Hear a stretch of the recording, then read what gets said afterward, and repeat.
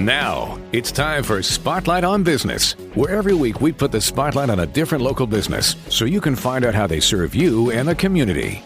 Now from Michiana's Morning News, it's Laura Smith.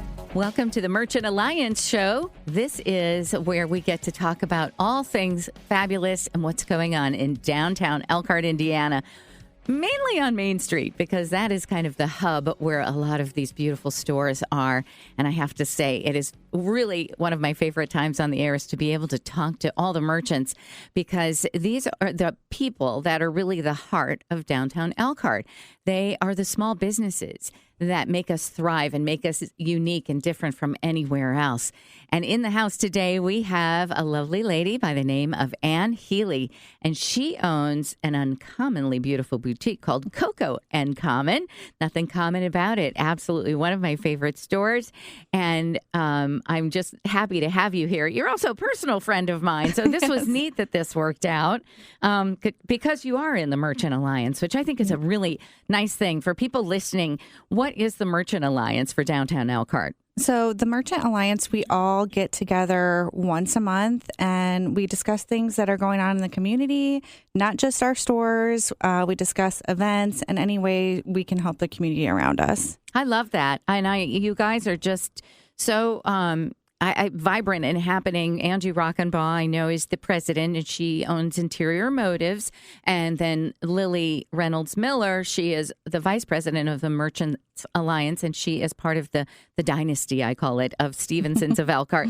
So, and I like that you guys, this is what I love. It's like, here you all have your own stores. Some of them are, competing stores technically, but you guys don't have that vibe going on. It's more like you're all friends. You're all there to bolster each other up and make Elkhart wonderful. It's not this sense of, hey, wait a minute, that's my clothing store and there's one across the street or whatever.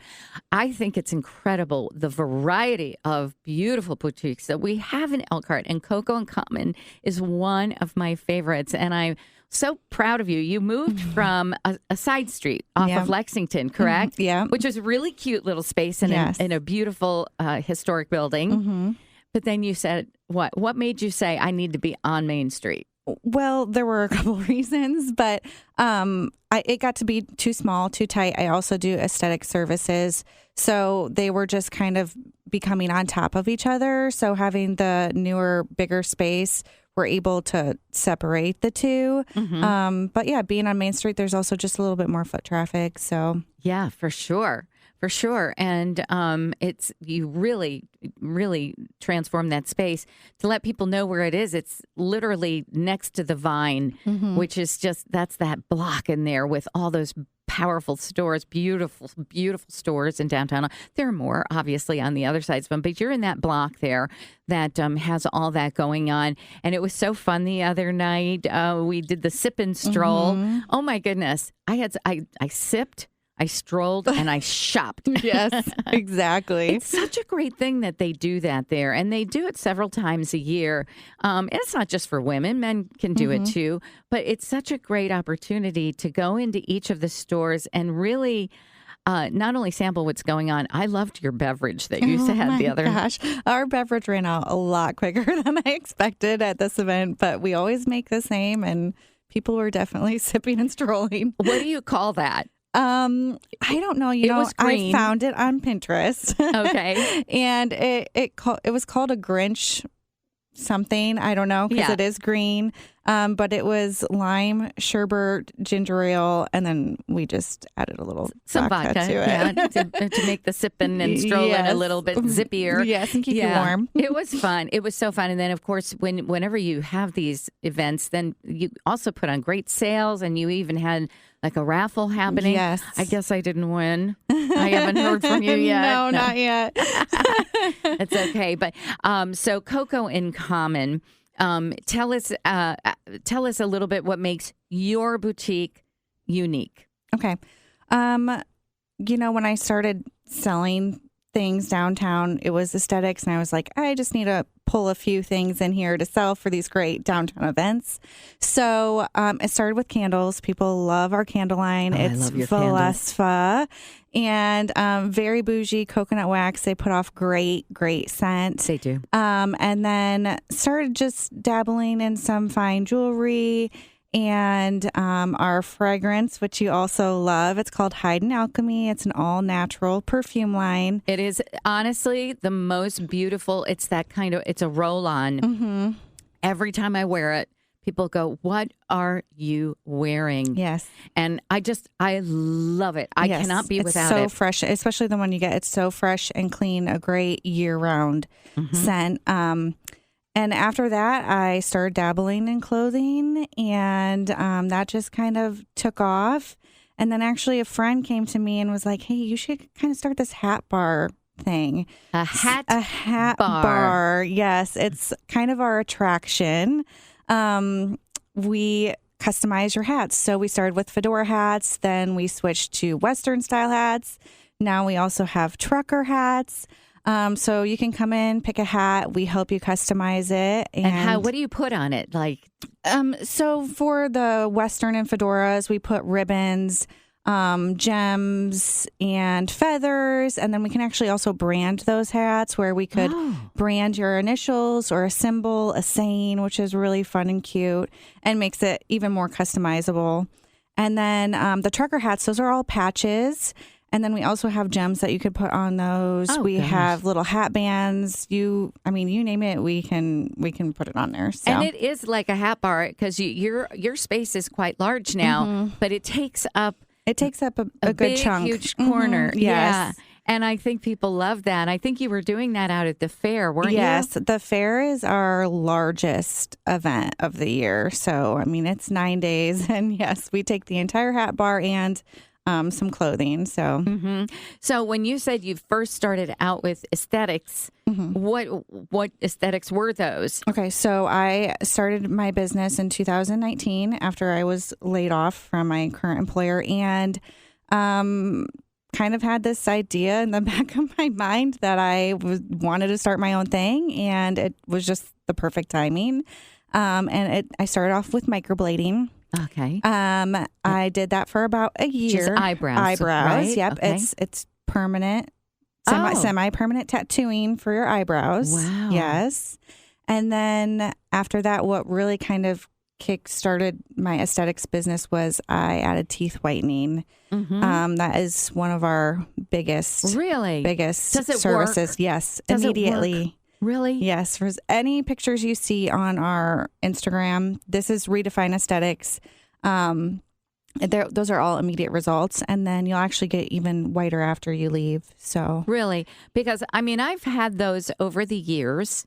And, I always wanted it to be whiter than I thought it came out.